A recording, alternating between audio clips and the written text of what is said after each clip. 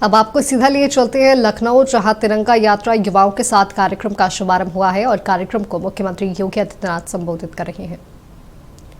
मंच पर उपस्थित मंत्रिमंडल के मेरे सभी सहयोगीगण, माननीय सांसदगण, विधायकगण, भारतीय जनता पार्टी संगठन के महामंत्री श्री धर्मपाल जी, अन्य पदाधिकारीगण और हजारों की संख्या में उपस्थित भारत की ऊर्जा के प्रतीक मेरे सभी युवा साथियों, आज काकोरी ट्रेन एक्शन की 101वां पावन पर्व भी है और इस अवसर पर भारतीय जनता पार्टी के द्वारा पूरे देश के अंदर देश के महान क्रांतिकारियों, स्वतंत्रता संग्राम सेनानियों के प्रति कृतज्ञता ज्ञापित करने हेतु भारत के आन बान और शान के प्रतीक इस तिरंगा यात्रा का शुभारंभ किया जा रहा है। मैं सबसे पहले भारत माता के उन महान सपूतों को, जिन्होंने भारत की आजादी के लिए अपना सर्वस्व न्यौछावर किया, भारत के संविधान के निर्माताओं डॉक्टर राजेंद्र प्रसाद जी, बाबा साहब डॉक्टर भीमराव अंबेडकर जी, भारत की एकता के शिल्पी लौह पुरुष सरदार वल्लभ भाई पटेल जी समेत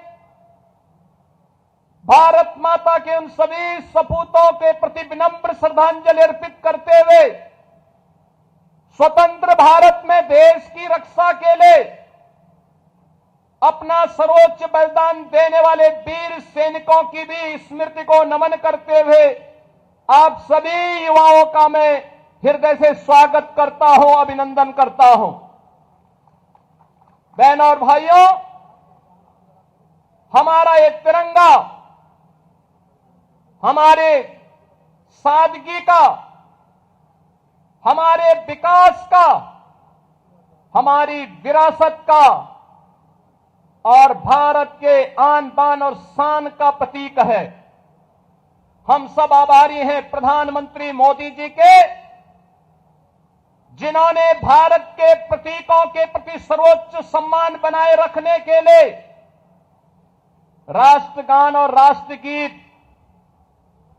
का अपमान करने वालों को संज्ञेय अपराध की सूची में रखते हुए दंडित करने का निर्णय भी लिया है।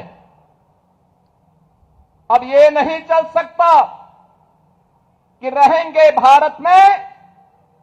लेकिन भारत के प्रतीकों को, भारत के महापुरुषों को, भारत के राष्ट्रगान और राष्ट्रगीत को अपमानित करेंगे। यह वर्ष हमारे लिए महत्वपूर्ण है। राष्ट्रगीत वंदे मातरम के 150 वर्ष पूर्ण होने के उपलक्ष्य में पूरे देश के अंदर वंदे मातरम का गान हो रहा है और आज ही के दिन 1925 में काकोरी ट्रेन एक्शन को उस समय के युवा पंडित राम प्रसाद बिस्मिल, ठाकुर रोशन सिंह, अस्फाउल्लाह खां, इन सब ने काकोरी ट्रेन एक्शन को अंजाम देकर के ब्रिटिशर की चूलों को हिलाने का काम किया था। बहनों और भाइयों, ये तिरंगा यात्रा उन सभी हुतात्माओं के प्रति कृतज्ञता ज्ञापित करने का और प्रधानमंत्री मोदी जी के